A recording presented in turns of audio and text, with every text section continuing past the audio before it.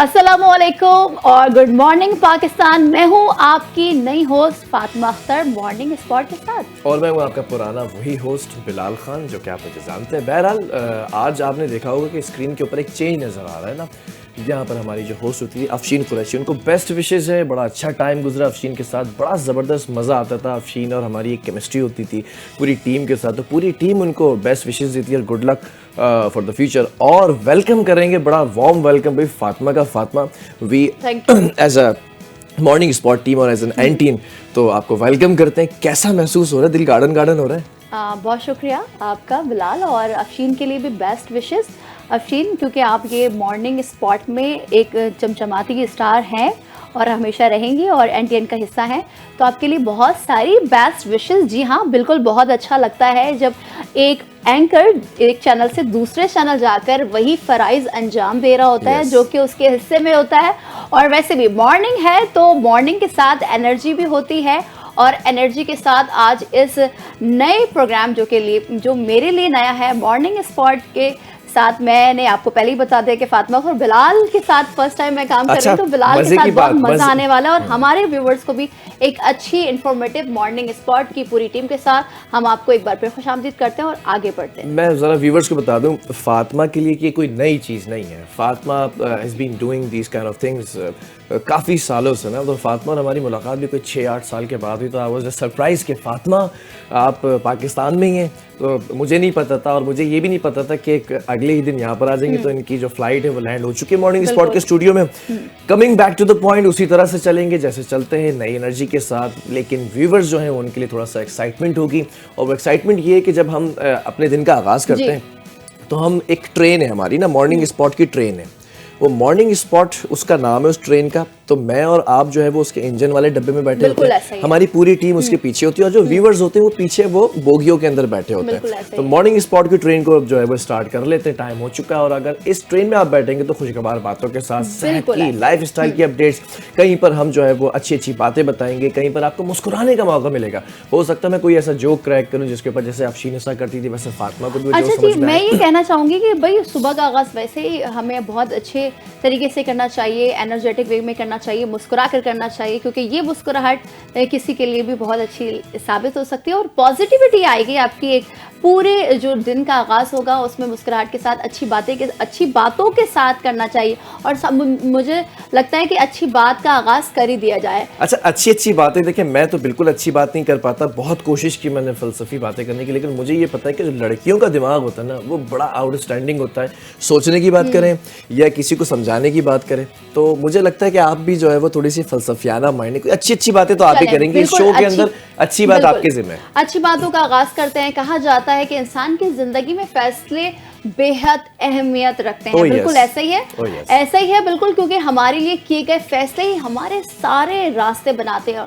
और ज़रूरी है कि अच्छा फैसला किया जाए। ज़िंदगी में हर फैसला करते वक्त ज़रूरी है कि उसको एहतियात के साथ पहले सोचें समझें, फिर कोई फैसला लें, क्योंकि ये वही फैसला होता है जो हमारी ज़िंदगी पर मनफी या बुरे असरात मुरतब करते हैं। तो इसलिए पॉजिटिविटी के साथ अच्छा सोचें। तो और कभी कोई ऐसा फैसला लिया करें जिसके ऊपर आज रिग्रेट होता हो कि ये फैसला अगर मैं उस वक्त नहीं लेती तो आज मैं ऐसा नहीं करती? ऐसा हुआ कभी?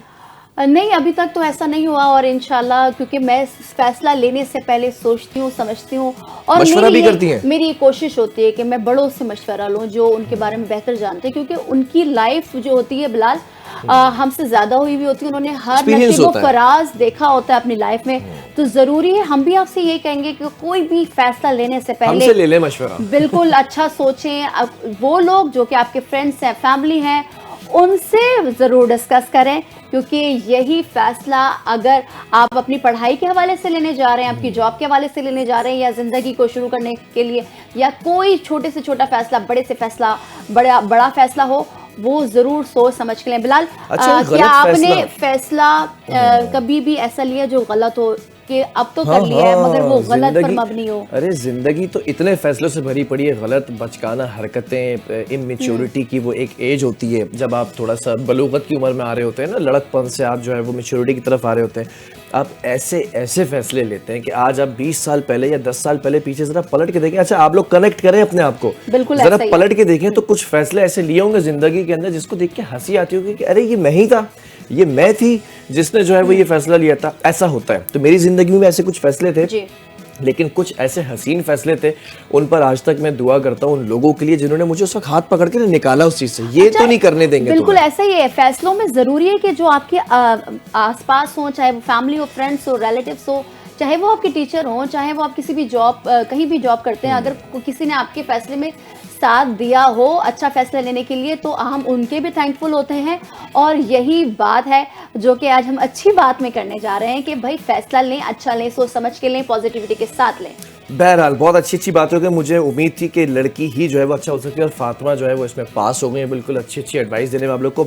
आगे बढ़ते हैं, मॉर्निंग स्पॉट की ट्रेन को लेकर चलते हैं जरा सा खबरों की तरफ जो टॉप स्टोरीज होती हैं। और सबसे पहले हम सोचते हैं जिक्र किसका करते हैं, आपको तो पता ही है। आज हम बहुत इंपॉर्टेंट दौरा हुआ है वजीर आजम शहबाज शरीफ का। मलेशिया गए हैं वो और कुआलालंपुर में उनका शानदार पुरतपाक इस्तकबाल किया गया है। कुआलालंपुर की शाहराएं पाकिस्तानी और मलेशियानी परचमों से सज गई हैं। वजीर आजम को शाही प्रोटोकॉल में ले जाया गया। वजीर आजम शहबाज शरीफ की मलेशियन वजीर आजम के ऑफिस आमद हुई और उसके बाद मलेशिया के वजीर आजम अनवार इब्राहिम ने शहबाज शरीफ के पुरतबाक इस्तकबाल किया। ऐसा भी हो जाता है समटाइम। वो भाई है ना, एक पुराने साबिक वजीर आजम है और एक अभी हाजिर वजीर आजम है दोनों भाई। अच्छा लेकिन बड़ी मजे की बात है कि शहबाज भाई जो है वो बड़े भाई की भी सुनते हैं और बड़े भाई छोटे भाई की भी सुनते हैं और इन दोनों की जो है वो भतीजी मरियम साहिबा भी सुनती हैं। बहरहाल पुरतपाक इस्तकबाल किया गया। अच्छा वजीर आजम शहबाज शरीफ की एक बात बताता हूँ मैं, इस वक्त पूरी दुनिया के मुख्तलिफ दौरों पर ये हैं और मलेशिया एक मुस्लिम कंट्री है तो और मुसलमान वहाँ की हुकूमत है, मुस्लिम उनके वजीर आजम है। बड़ा एक जो है ना शोर शराबा होता था पिछली हुकूमतों के अंदर कि मलेशिया को हमने बड़ा इग्नोर किया हुआ है। मलेशिया को एक वज़ीर आज़म आए थे हमारी ज़िंदगी में जिन्होंने बड़ा सपोर्ट किया। ऐसा नहीं है, वो हर दौर के अंदर मलेशियन गवर्नमेंट की एक बड़े ब्रदरहुड वाले टाइज होते हैं पाकिस्तान के साथ। और वैसे भी जब से इंडिया पाकिस्तान की जंग हुई, पाकिस्तान ने 6-0 से कामयाबी हासिल की, उसके बाद हम ये देख रहे हैं कि पाकिस्तान अपना मुकदमा चाहे वो बिजनेस के हवाले से हो, अपनी सालमियत के हवाले से हो, अपनी कौम के हवाले से वो हर प्लेटफॉर्म पर उठाया जा रहा है। और साथ ही साथ जो वफ्द है वजीर आजम के हमरा होता है, इस डेलीगेशन बिल्कुल डेलीगेशन है, अभी अहम दौरे हो रहे हैं। और आज वजीर आजम शहबाज शरीफ मलेशिया पहुंचे जहां पर उनके हमरा इसाकदार अतातारण और तारिक फातमी भी मौजूद थे। पुरतपाक इस्तकबाल किया गया, तराने बजाए गए। साथ ही साथ मलेशियन जो अवाम है उनकी जानिब से भी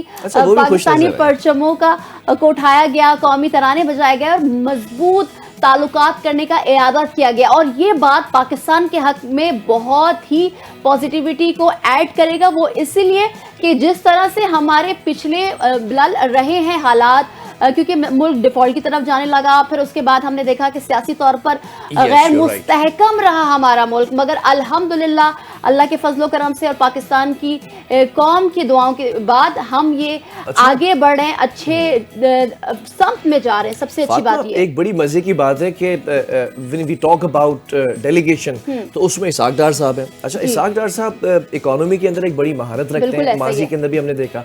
दूसरा अता तारण है, वो भी बड़ी ब्यूरोक्रेसी के अंदर हमें बड़ा एक नाम नजर आता है। लेकिन when it comes to have a name of Tariq Fatmi is the man, वो कहते हैं ना कि मैन बिहाइंड सक्सेस और मैन बिहाइंड एवरी डायलॉग। बड़े अच्छे सिफारतकार हैं और बड़े पुराने अदवार के अंदर रहे। एक्सपीरियंसेस काम आते हैं जब भी हम किसी भी, अगर हम डेलीगेशंस की बात करें बिलाल, तो इन डेलीगेशंस में इन लोगों का होना इस बात का सबूत है कि तिजारती महाज हो या कोई बिजनेस फोरम पे हम कोई दस्तखत करने जा रहे हैं किसी मुल्क के साथ, तो वो बहुत इम्पॉर्टेंट हमारे लिए है।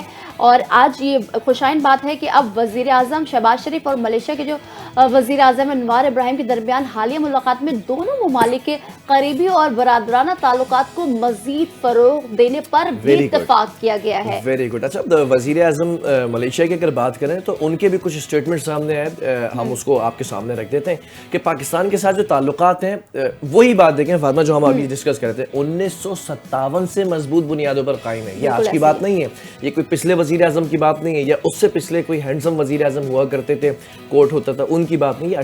1957 से ये जो टाइज है ना हमारे, वो बड़े स्ट्रॉन्ग बॉन्ड के साथ हैं।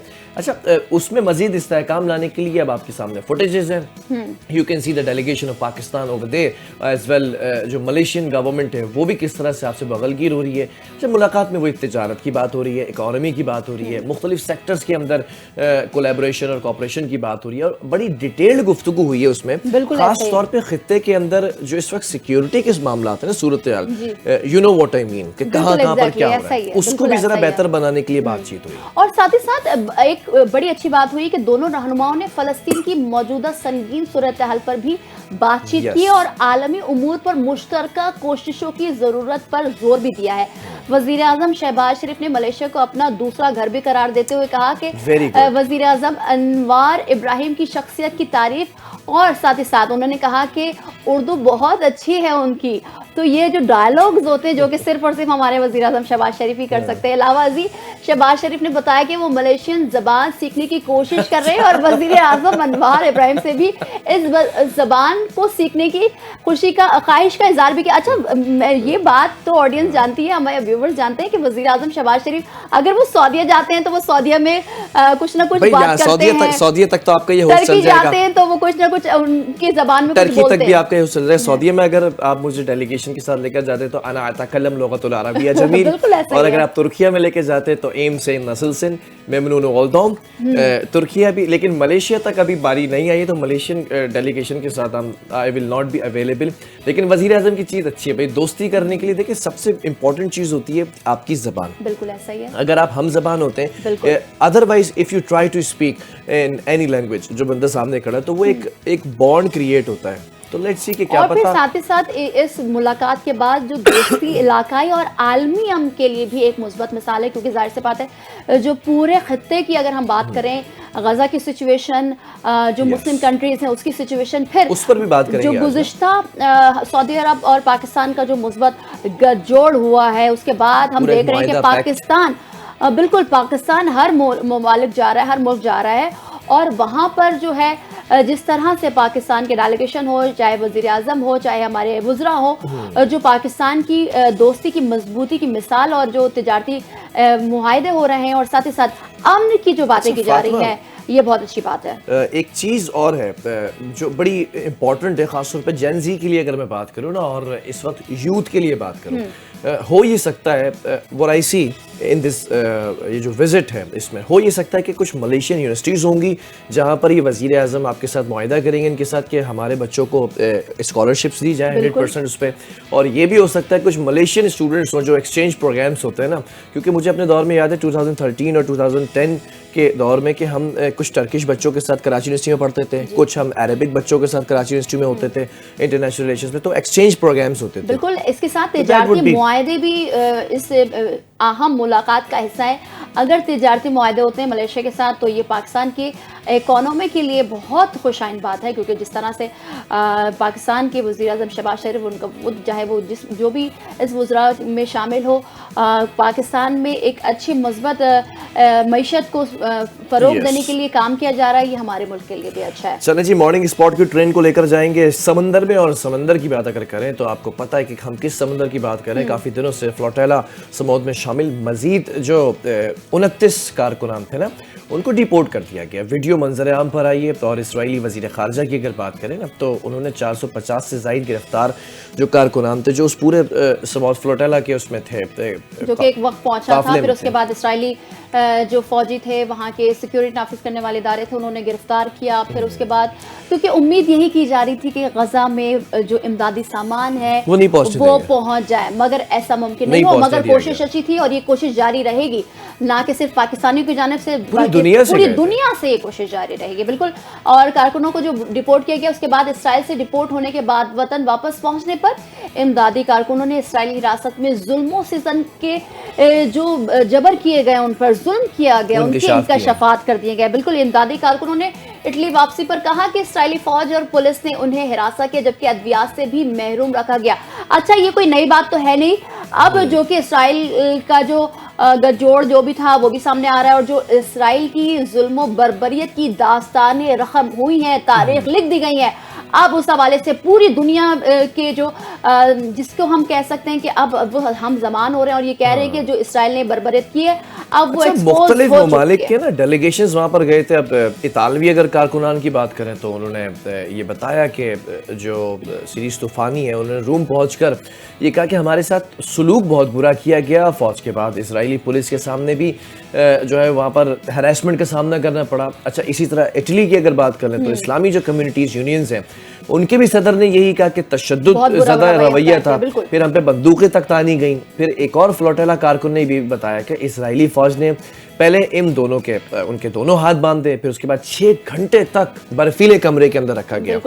आई एम सरप्राइज कि अभी तक मुश्ताक साहब का कोई कमेंट नहीं आया, हमारे जो सेनेटर मुश्ताक साहब हैं। बिल्कुल, ख्वाजा आसिफ साहब की जानिब से ये कहा गया है कि हमारे जितने भी कारकुन साबिक सेनेटर मुश्ताक साहब के साथ जो गए हैं हम उनको वतन वापस लेकर आएंगे और सेफ्टी के साथ लेकर आएंगे। और जिस तरह से हम ये देख रहे हैं कि हर जगह के जो फोटेला समूह में जो गए थे इमदादी सामान लेके गए थे गजा की आवाम के लिए, ताकि उन तक वो अशिया खुर्रनोश और ज़रूरत जिंदगी गुजारने के लिए जो भी सामान वो लेके गए, नहीं था, कोई डेटोनेटर्स नहीं थे, तो कोई वहाँ पर पहुंचाने के लिए हमारा जो पाकिस्तान के जो साबिक सेनेटर मुश्ताक साहब थे उनकी जानिब से भी बड़ा इकदाम उठाया गया और बड़ा निडर फैसला था। इस फोटेला के अंदर नेल्सन मंडेला के पोते भी मौजूद थे, आपको पता है। और वो गए, फिर मंडला मंडेला साहब जो थे वो भी थे, और यूरोपीय पार्लियामेंट के अरकान भी शामिल थे, और इतने सारे लोग थे उसमें कि इजरायली हुक्काम ने उनका सामान और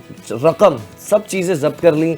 और पूरी दुनिया इस वक्त ये देख रही है। अच्छा, पूरी दुनिया इस वक्त एक्टिव क्यों हुई है कि अपने अपने सेनेटर्स को, अपने अपने वज़रा को, अपने अपने पार्लियामेंट के अरकान को, सबको जो है वो जब डिपोर्ट किया जा रहा था तो वो लेने अपने अपने एयरपोर्ट्स के ऊपर पहुँचें।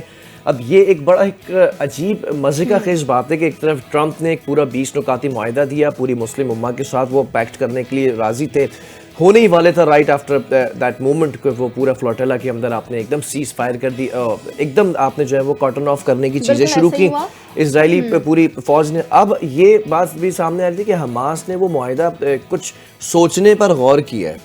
तो ये पॉजिटिविटी जो आ रही है वो सिर्फ और सिर्फ जो है हमारे गजा भाइयों बहनों और उनकी आवाम के साथ है, और इंशाल्लाह हम यही दुआ करते हैं कि जल्द से जल्द ये तमाम तर जो हालात हम देख रहे हैं कि गजा के हक में बेहतरी की तरफ जाए। आगे बढ़ते हैं, कुछ तिजारत के हवाले से, कुछ IMF के हवाले से बात कर लेते हैं कि IMF ने रिकॉर्डिंग मंसूबे पर टैक्स छूट के असरात का जायजा लेने का फैसला कर लिया, और ये अच्छी बात है और ये अच्छा फैसला हुआ है। ज़राए के मुताबिक पाकिस्तान और IMF के दरमियान मुज़ाकरात दूसरे हफ्ते भी जारी रहेंगे, और साथ ही साथ IMF ने मुख्तलिफ शोबों में टैक्स इस्ता देने की तफसीलात पर ब्रीफिंग मांग ली है, क्योंकि ये इबलाग ज़रूरी है, क्योंकि टैक्स की इतनी बहुचाड़ है जो कि IMF की शराइत पर, जब हम IMF के कर्जे की बात करते हैं, जब उनसे कर्जा लेना होता है, जब मीटिंग होती है, तो वो टैक्सेस की जो भरमार, आज ये वाला टैक्स, आज दूसरा टैक्स, तीसरा टैक्स, उसकी जो टैक्स से इस्तना देने की जो तफसीलात पर उस पर ब्रीफिंग मांग ली। तो चलें ये बात अच्छी हो जाएगी कि टैक्स में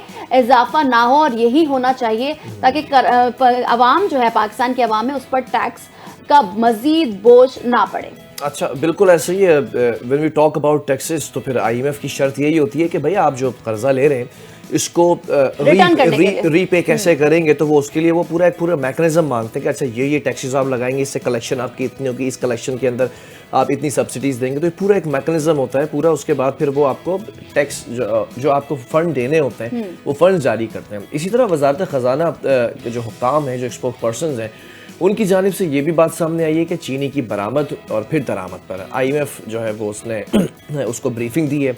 IMF ने जो रेकॉर्डिक मंसूबा था ना उस पर टैक्स छूट के असरात का जायज़ा भी लेने का फैसला किया, जबकि IMF की अगर बात करें तो रेकॉर्डिक मंसूबे पर टैक्स छूट पर भी ब्रीफिंग दी जाएगी उनको। अभी तक ये कंप्लीट नहीं हुई है ये चीज़। आप पहले उसको ब्रीफ करेंगे, फिर ब्रीफिंग के बाद आप उनको सेटिस्फाई करेंगे, फिर कॉन्फ्रंटेशन होगी, फिर उसके बाद जाकर आप वो एक सिलसिला चलता है, वो एक प्रॉपर एक सिलसिला होता है कि भाई कहाँ कहाँ आप आवाम को रिलीफ दे सकते हैं, कहाँ कहाँ आवाम को रिलीफ नहीं दे सकते हैं, क्योंकि जब से IMF से कर्जे पर टैक्सेस की भरमार हुई है, अब क्योंकि पाकिस्तान की आवाम भी कह रही है कि बहुत टैक्सेस लग गए, टैक्सेस को कम किया जाए या जब IMF का कर्जा हमें मिलेगा तो उस पर मजीद टैक्स ना मिला। IMF वफ़द को रिकॉर्डिंग मंसूबे के माइक्रो असरात, फाइनेंसिंग, मकामी और बैनुल अक़वामी सरमायाकारी पर भी ब्रीफिंग दी जाएगी, जबकि मंसूबे के टैक्सेस और रॉयल्टीज़ पर भी बताया जाएगा। गारंटी से मुतालिक फिस्कल रिस्क के असरात का जायजा लिया जाएगा। तो इसका मतलब है IMF की जो अब मीटिंग होगी वो बड़ी तफसीली होगी और इसमें कई अहम फैसले होंगे कि आया पाकिस्तानी अवाम पर मजीद टैक्सों की बौछार होगी या नहीं होगी। बिल्कुल ऐसे ही है। मॉर्निंग स्पॉट की ट्रेन में कुछ पॉलिटिशियंस को भी शामिल करने का वक्त हो चुका है और इन पर आपको पता है कि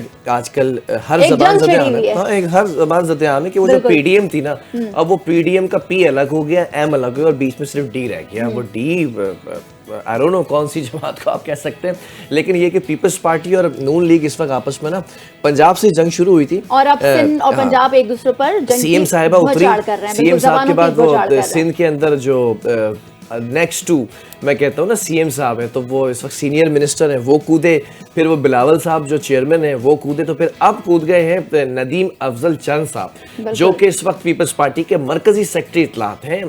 नदीम अफजल चंद वो नून लीग को करारा जवाब जो है वो दे चुके हैं। नून लीग को आईना दिखाते हुए नदीम साहब ने कह दिया है कि मुस्लिम लीग नून बिलावल भुट्टो जरदारी की वजह से ही इख्तिदार में आई है। अच्छा जी, चलें इस पर भी गौर करेंगे, अभी डिस्कशन करते हैं फातिमा और मैं। जिस दिन पीपल्स पार्टी ने जो है वो कंधा हटा लिया ना, ये लोग ज़मीन पर आ जाएंगे। लगता है कि पंजाब हुकूमत वफाक को कमज़ोर करके वज़ीर आज़म से इंतकाम लेना चाह रही है। अच्छा, मजीद उन्होंने क्या कहा वो बता रहे हैं कि सैलाब मुतासरीन की मदद के बजाय पंजाब हुकूमत पीपल्स पार्टी के पीछे पड़ गई है। पंजाब की वज़ीर इत्तलात उज़्मा बुखारी के बयान पर रद्द-ए-अमल में पीपल्स पार्टी के मरकजी सेक्रेटरी इत्तलात अफजल चंद ने मजीद कहा कि बिलावल भुट्टो पर उज़्मा बुखारी का इल्ज़ाम सियासी बदनीयती है। वज़ीर आज़म ने खुद चेयरमैन बिलावल भुट्टो जरदारी की कारकर्दगी को सराहा। बिलावल भुट्टो को आला कमेटी की सरबराही देना वज़ीर आज़म के एतमाद की अलामत थी। अफजल चंद ने मजीद कहा कि बिलावल भुट्टो ने बतौर वज़ीर ख़ारिजा पाकिस्तान का मौक़िफ़ मजबूती से पेश किया। आज बिलावल भुट्टो पर ही इल्ज़ाम लगाना अफसोसनाक और एहसान फरामोशी। अच्छा, यहाँ पर एक बात कहें कि ठीक है, बिल्कुल उन्होंने बहुत अच्छे तरीके से पाकिस्तान का मुकदमा हर प्लेटफॉर्म पर लड़ रहे हैं, मगर अगर हम पंजाब और सिंध के कारकर्दगी की बात करें तो आसमान ज़मीन का तो फ़र्क है। बिल्कुल बिल्कुल आसमान ज़मीन का फ़र्क है, क्योंकि देखें अगर आप कहते हैं कि मरियम नवाज साहिबा जो है वो सिर्फ आ रही हैं, डाइस पे खड़ी हो रही हैं और ख़िताब कर रही हैं और वो काम नहीं कर रही हैं, तो फिर अगर हम सिंध की बात करें, क्योंकि हम रहते हैं कराची में, सिंध का बड़ा शहर है, पाकिस्तान का सबसे बड़ा शहर है, दुनिया का 7वां बड़ा शहर है कराची, और कराची मेट्रोपॉलिटन शहर है। अगर सिर्फ कराची शहर की बात कर लें, सिंध के दूसरे हिस्सों को तो छोड़ दें, तो फिर आप यकीन माने जो लोग हमें कराची से बाहर देख रहे हैं तो वो कराची आए, अगर उन्होंने कभी विजिट नहीं किया तो फिर आपको पता चलेगा कि कराची की सड़कें चीख कर चिल्ला कर ये बात कर रही हैं कि भाई खुदारा हमें बना लो, हम पर कुछ पैसे लगा लो, जो फंड्स मिल रहे हैं तरक्याती मंसूबों के मद में उसको लगाओ ताकि कराची दिखे, मेट्रोपॉलिटन शहर बने, 7वां बड़ा दुनिया का शहर बने। मगर बदकिस्मती से ये कहना पड़ेगा जो पंजाब कह रहा है वो सही है कई हद तक। हम ये नहीं कह रहे कि हम किसी पार्टी को सपोर्ट कर रहे हैं, किसी पॉलिटिशियन को सपोर्ट करें, भाई लड़की का दिल दुखा हुआ है भाई, अंदर से खुदारा सिंध की बात करें तो हम पंजाब को फर्स्ट नंबर देंगे। चलें जी, ये तो हो गया कंपैरिजन, लेकिन जरा उस पर पीपल्स पार्टी का कसूर सिर्फ इतना है, उन्होंने कहा कि वो सलाम मुतासरीन के लिए आवाज़ उठा रहे हैं, उनके साथ खड़े। अच्छा, ये सारा फड्डा, ये सारा जंग, ये सारी लड़ाई, ये सारा मसला वहीं से शुरू हुआ था। बिलावल भुट्टो जरदारी साहब ने कहा था कि भाई आप लोग क्यों नहीं फंड रेजिंग के लिए जो है आवाज़ उठा रहे हैं पंजाब वाले, और पंजाब वाले खामोश बैठे हुए थे क्योंकि सबसे ज़्यादा सलाह भी पंजाब के अंदर आया। यहाँ से सारी जंग शुरू, फिर वो मेरा पानी मेरी मर्जी तक आ गया। मरियम नवाज ने खिताब में ये बात कही कि भाई हम अपने फंड से सलाम मुतासरीन को के लिए इमदाद के लिए सामान इकट्ठा कर रहे हैं, इमदाद ले रहे हैं, और सिंध हुकूमत कह रही है कि आप पूरी दुनिया से सैलाब पर फंड्स मांग रहे हैं। तो बात यहाँ से शुरू हुई है बिलाल। हाँ, ये वाला जो एक चैप्टर था ना, ये अब बिगड़ता चला जा रहा है, अब हुकूमतों पे बात आ चुकी है। बहरहाल जरा सा इस चैप्टर को क्लोज करके दोबारा डोनाल्ड ट्रंप की बात कर लेते हैं। डोनाल्ड ट्रंप साहब बड़े एक्टिव बनने की कोशिश कर रहे हैं आजकल, और एक नोबेल प्राइज लेने की जो है ना वो कोशिश कर रहे हैं, लेकिन लेट्स सी कि नोबेल प्राइज मिलने तक उनका टेन्योर रहता है या tenure would be over.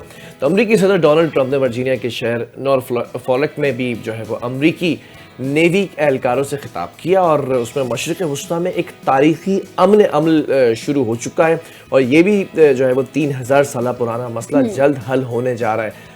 He thoughts like that कि वो आप ये मसला हल करेंगे। अब सदर ट्रंप का हमास के हवाले से भी कुछ कहना था कि उन्होंने कहा कि अमन मंसूबा ज़बरदस्त है, गज़ा के अंदर जहाँ पहले जंग जारी थी अब मुज़ाकरात होने जा रहे हैं, जबकि सब फ़रीक़ैन मुत्तफ़िक़ हो चुके हैं, और जो अमन मंसूबा है वो किसी किस्म की लचक की ज़रूरत नहीं रखता। अच्छा, ये बड़ा इंपॉर्टेंट जुमला है कि अमन मंसूबे पर किसी किस्म की लचक की ज़रूरत नहीं है, यानी कि जो 20 नुकात ट्रंप अंकल ने दिए हैं वही जो है वो सामने रखे जाएंगे। अदरवाइज हमास ने कहा है कि हम नेगोशिएट करेंगे, हम कॉन्फ्रंटेशन करेंगे, हम बैठेंगे, टेबल टॉक करेंगे, then we gonna have some जो है वो नुकात हमारे पास होंगे, लेकिन वो कह चुके लचक नहीं होनी चाहिए इसके अंदर 20 नुकात में। बिल्कुल, ट्रंप साहब ने ये भी कहा है कि मुज़ाकरात का नतीजा आइंदा 2 से 4 दिन में सामने आ सकता है, और लोग खुश है इस बात पर। ट्रंप ने इस अमन अमल का हिस्सा बनने पर फख्र का इजहार करते हुए कहा कि अमेरिका को अमन से जीने दिया जाए। उनका मजीद कहना था कि अगरचे मंसूबे में कुछ मामूली तब्दीलियां हो सकती हैं, लेकिन बुनियादी उसूलों पर सबका इत्तेफाक है। अपने खिताब के दौरान सदर ट्रंप ने यह भी कहा कि अमेरिकी मुसल्लह फौज को खराज तहसीन पेश करते हुए अमेरिकी फौज दुनिया की सबसे ताकतवर फौज है, और अमेरिकी नेवी सील से ज्यादा सख्त कोई नहीं है। वेरी गुड, ठीक है, चले, अच्छी बात है। हम भी चाहते हैं कि अमन हो, हर जगह अमन हो, ना कि सिर्फ अमेरिका के लोग अमन पसंद है, पूरी दुनिया के लोग अमन पसंद है। और इसी अमन पसंद के तनाजुर में ट्रंप साहब बहुत ज़्यादा कोशिशें कर रहे हैं कि गज़ा में जो है वो जंग रोक दिया जाए। अच्छा, ट्रंप साहब की एक बात है कि ट्रंप जो है ना वो काफ़ी चीज़ों के अंदर इन्वॉल्व है। पाकिस्तान इंडिया की जंग हो उसमें इन्वॉल्वमेंट थी, रशिया यूक्रेन की जंग हो उसमें इन्वॉल्वमेंट थी, फिर आप ये देखें कि अभी जो पैक्ट हुआ है सऊदी अरब को पाकिस्तान का, इसमें थोड़ा सा वो पार्ट लेने की कोशिश कर रहे थे। अब सबसे बड़ी बात कि फ़लस्तीन का जो एक देरीना मसला है उसको भी हल कराने की तरफ वो पार्ट लेना चाह रहे हैं। अगर आपको याद हो कि बुनियाद मरसूस जब ख़त्म किया गया था जीत के साथ, तो वो पूरा क्रेडिट उन्होंने ले लिया कि मैं कश्मीर पे भी बात करूंगा। ठीक है जी, अब ये तो इंटरनेशनली सूरत हाल हो गई। अब मौसम कैसा है, क्योंकि बहुत जरूरी है।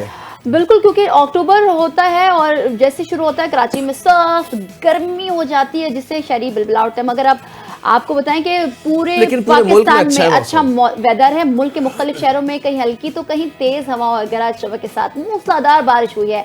और अगर सिर्फ कराची की बात की जाए तो कराची में रात गए मुख्तलिफ इलाकों में बारिश हुई है, जिसमें north Karachi, north Nazimabad, Orangi town, Metroville, Baldia town और बफर जोन में बादल बरसे। और अगर रात को मैं 12 बजे घर पहुंचा तो एकदम से दोस्त का मैसेज आया, क्या ये आपके इलाके में बारिश हो रही है? मैंने कहा हल्की हल्की बूंदाबांदी हो रही है। तो वो डिफेंस में थे, उन्होंने कहा यार यहाँ डिफेंस में तो नहीं हो रही है। तो मुख्तलिफ इलाकों के अंदर बारिश तो हुई है, बादल गरजे बरसे। अच्छा, लाहौर की अगर बात करें तो वहाँ पे भी मुख्तलिफ इलाकों के अंदर जो है वह जलथल एक होता रहा, जबकि मौसम खुशगवार रहा। जबकि अब हम मेट्रोलॉजी डिपार्टमेंट की भी बात करते हैं, हमेशा कोट करते हैं, उन्होंने कहा है कि 24 घंटों के दौरान शहर के अंदर वक्फे से बारिश का सिलसिला भी जारी रहेगा।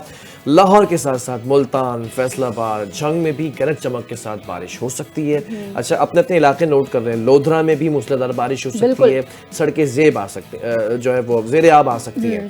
अब पाकपतन हो, कमालिया हो, वहाँ पर गरज चमक के साथ बादल जो है बिल्कुल ऐसा ही। और अगर हम चीचावतनी में बारिश के बाद सूरत हाल देखें कि शहरी और देही इलाकों में ज़ाला बारी भी हुई है वहाँ पर, और टोबर टेक सिंह, चिन्योट और कबीरवाला में भी तेज़ हवा और गरज चमक के साथ बारिश हुई है। उधर खैबर पख्तूनख्वा के मुख्तलिफ शहरों में भी मूसलाधार बारिश से मौसम खुशगवार हो गया है। चारसद्दा में शब कदर और मुल्हिका इलाकों में रात गए वक्फे वक्फे से हल्की बारिश का सिलसिला जारी रहा। और सवात का रुख करें तो सवात के मैदानी इलाकों में वक्फे वक्फे से बारिश हुई है।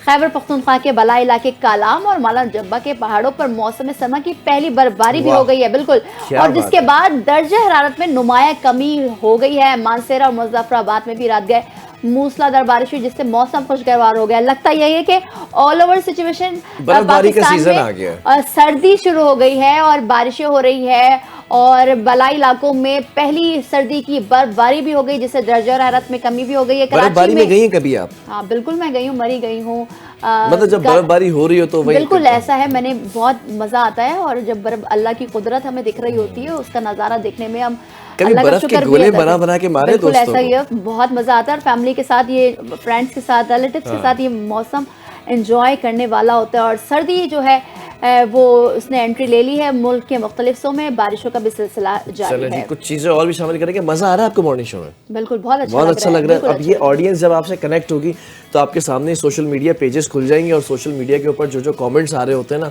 जो लाइव पूरी दुनिया से देख रहे होते हैं, तो वो भी हम शामिल करते हैं उन चीज़ों को भी। अच्छा, life style and health updates के ऊपर ज़रा सा चलते हैं उस सेगमेंट के ऊपर, क्योंकि अब हम ज़रा सा कुछ टीच कर देते हैं, हम लोग को कुछ बता देते हैं। अक्सर लोगों के ना सर में दर्द होता है और वो सर का दर्द हम कहते हैं कि ट्रेंडिंग होती है ज़्यादातर कि वो माइग्रेन का शिकार है। अच्छा, जिससे वो तकलीफ़ का शिकार भी हो जाते हैं उस सर दर्द से। उसमें माइग्रेन भी एक ऐसा दर्द होता है जो कि वाकई एग्जिस्ट करता है, जिसमें होता ये है कि सिर्फ शदीद तकलीफ़ का बाइस नहीं बनता बल्कि वो ज़िंदगी के मामूलात को भी शदीद मुतासिर कर देता है। ये एक न्यूरोलॉजिकल एक मसला है जो आम सर दर्द से खासा मुख्तलिफ और ज़्यादा तकलीफ होता है। बिल्कुल ऐसा ही है। और माइग्रेन के दौरान ना सिर्फ सर में दर्द होता है बल्कि रोशनी और आवाज़ के खिलाफ हसासियत जैसे दीगर अलामात भी जाहिर होती है। और इस बीमारी की वजूहात पे जहनी दबाव, नींद की कमी, खुराक में तब्दीली और मौसमी हालात शामिल हो सकते हैं। माहिरीन यही कहते हैं कि अगर ये सब सिम्टम्स हैं तो ये माइग्रेन हो सकता है। माइग्रेन का हमला अचानक आ सकता है और कई घंटों से लेकर कई दिनों तक जारी रह सकता है, जिसकी वजह से मरीज की रोज़मर्रा ज़िंदगी बुरी तरह मुतासर हो जाती है, काम करने की सलाहियत महदूद हो जाती है। और फिलहाल कई बार तो ऐसा होता है कि मरीज को अपनी रोज़मर्रा से जो है ना वो तंग आ जाते हैं, सरगर्मियाँ तर्क करनी पड़ती हैं, आप चिढ़ जाते हैं कि भाई सर का दर्द है तो हम काम में कैसा टाइम लगाएं या उसमें दिल नहीं लग रहा होता है। कभी कभी आपको ऐसा फील होता है कि आधे सर के अंदर दर्द हो रहा है, यहाँ से शुरू होता है, वो आंखों के पास पूरे हाफ हेड को कवर करता हुआ बड़े शदीद आपको नौजिया हो रहा होता है, वॉमिट फील हो रही होती है, आपको जो है वो लाइट्स जो है वो चिड़चिड़ा कर रही होती हैं, आपको लोगों से बात करने में बिल्कुल मज़ा नहीं आ रहा था। अच्छा, माइग्रेन के जो असरात हैं ना उनको कम करने के लिए दुरुस्त तशखीस, मुनासिब इलाज बहुत ज़रूरी है। एक मार्केट के अंदर एक टैबलेट है, I am not gonna coat that name, लेकिन वो हर शख्स वही ले रहा होता है। हर शख्स कहता है बस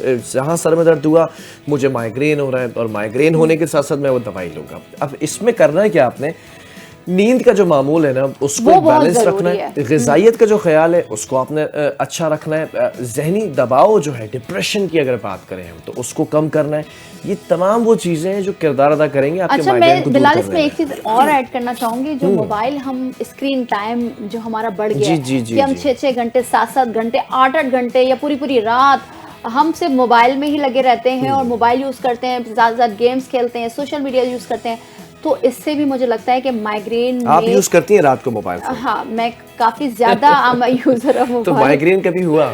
माइग्रेन मैं इसको माइग्रेन ही कहूंगी, मैं ये कह लेती हूँ कि चले सर दर्द हो रहा है तो अगर वो माइग्रेन है तो ठीक है, फिर माइग्रेन है। तो माइग्रेन अगर है तो फिर आपको जो है वो नींद पूरी करनी चाहिए। अच्छा, अगर आप या आपके किसी अजीज को भी माइग्रेन की शिकायत है ना तो डॉक्टर से जरूर रुजू करें और भूलें नहीं कि आपने रुजू नहीं किया तो अब आप उसको बड़ा लाइटली ले रहे हैं। बर वक्त इलाज से इस बीमारी को काबू पाया जा सकता है। ये कोई ऐसी कोई मोजी मर्ज नहीं है, लेकिन ये एक ऐसा दर्द है, एक ऐसा मर्ज है कि आपकी जिंदगी को कहीं ना मुतासिर करता है, आपकी परफॉर्मेंस को, आपकी क्वालिटीज को, आपकी एबिलिटीज को ये बिल्कुल पैक कर देता है यूं करके। अच्छा, तो जरूरी है कि आप कोई भी मेडिसिन लेने से पहले किसी भी चीज को खुद डॉक्टर बन जाएं या हकीम जान बन जाए तो पहले आप डॉक्टर के हकीम जान बन जाए तो आप डॉक्टर के जाएं और फिर इसके आप बाद बहरहाल जान बन जाए, नहीं तो जान ना बन जाए। ना बने। अच्छा जी, ये तो बात हो गई सेहत की। अब हम टूरिज्म पैकेज की तरफ बिल्कुल जाएंगे। टूरिज्म पैकेज की बात कर लेते हैं। कुदरती हुस्न से माला माल खानपुर की हसीन वादी जाब वैली, सरसब्ज पहाड़ों, ठंडे चश्मों और एक ही मकाम पर गिरती 8 शानदार आबशारों के बाद सयाहत का जन्नत नज़ीर खिता है, जहां आने वाला जी। हर सयाह इस वादी की दिलकशी और हजारा वाटरफॉल की महसूर कुन दिलकशी से मुतासिर हुए बगैर नहीं रहता। बिल्कुल ऐसा ही है। बड़ी खूबसूरत सी एक रिपोर्ट तैयार की है। इस रिपोर्ट के ऊपर ज़रा नज़र डालेंगे कि हमने आपको बताया ना, ये जेंजी के लिए हमने रखा है explore the Pakistan, explore the world and explore what had happened in history. तो ज़रा नज़र डालते हैं इसमें। कुदरती हुस्न से मालामाल खानपुर की हसीन वादी जब वैली, सरसब्ज पहाड़ों, ठंडे चश्मों और एक ही मकाम पर गिरती 8 शानदार आबशारों के बाहिस सियाहत का जन्नत नज़ीर खित्ता है। यहाँ आने वाला हर सियाह इस वादी की दिलकशी हजारा वाटरफॉल्स की महसूर कुन खूबसूरती से मुतासिर हुए बगैर नहीं रहता। ताहम तवील अरसे से सहूलियात के फुकदान, हुकूमती अदम तवज्जो के बाहिस ये खित्ता अपनी असल पहचान हासिल न कर सका और सियासी इम्कानात के बावजूद पस मंजर में रहा। अब आलमी शोहरत याफ्ता तंजीम WWF ने इस जन्नत नज़ीर वादी की तरक्की का बेड़ा उठा लिया है। हजारा वाटरफॉल्स की ताजीर और आराइश और सियाहों को आलमी मयार की सहूलियात फराहम करने के लिए बड़े पैमाने पर मंसूबा शुरू कर दिया गया है। मंसूबे के तहत वसी कार पार्किंग एरिया, कुशादा पब्लिक पार्क, जदीद सिटिंग एरिया, स्विमिंग पूल्स, मियारी वाशरूम्स, वॉकिंग ट्रैक्स और तारीखी जंदर्स की बहाली शामिल है। माहिरीन के मुताबिक ये इकदाम न सिर्फ सियाहत को फरोग देंगे बल्कि मकामी माशियत और रोजगार पर भी मुस्बत असरात डालेंगे। एहलियानी इलाका ने WWF की इस काविश पर खुशी का इजहार करते हुए कहा कि ये मंसूबा जब वैली को जल्द ही मुल्की और गैर मुल्की सियाहों का पसंदीदा मकाम बना देगा। सैयद कमर अब्बास, NTN न्यूज, खानपुर, टेक्सला।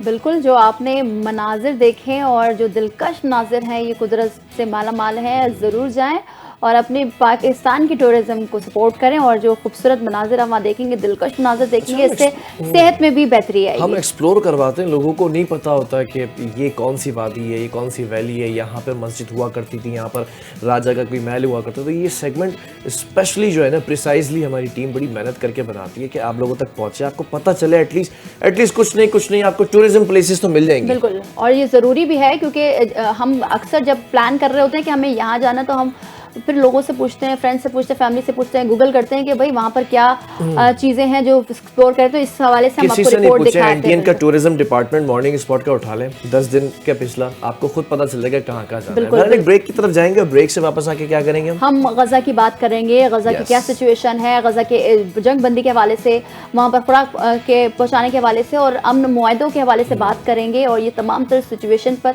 बात करेंगे जो कि पूरी दुनिया की नज़र पे गजा। बिल्कुल, उस मुआहदे पे भी बात करेंगे जो ट्रंप का मुआहदा हमास ने कबूल किया है या नहीं, इसमें हकीकत क्या है। एक खबर तो ये चल रही है कि हमास ने ये पूरा मंसूबा जो है, पूरा जो एक पैक्ट था 20 नुकाती, इसको जो है वो एक्सेप्ट कर लिया है। तो इसमें कितनी सदाकत थी, सारी चीज़ें डिस्कस करेंगे। We will have some international analyst, उनको भी ज़रा उनसे भी जानेंगे कि वो क्या इसके ऊपर अपनी जो है वो ओपिनियन रखते हैं और फिर क्या होने जा रहा है वहाँ पर और पूरी दुनिया में इसका इम्पैक्ट क्या पड़ेगा। यहाँ पर लेंगे एक ब्रेक के बाद हेडलाइंस के बाद हाजिर होंगे। हमारे साथ रहिए। Stay with us.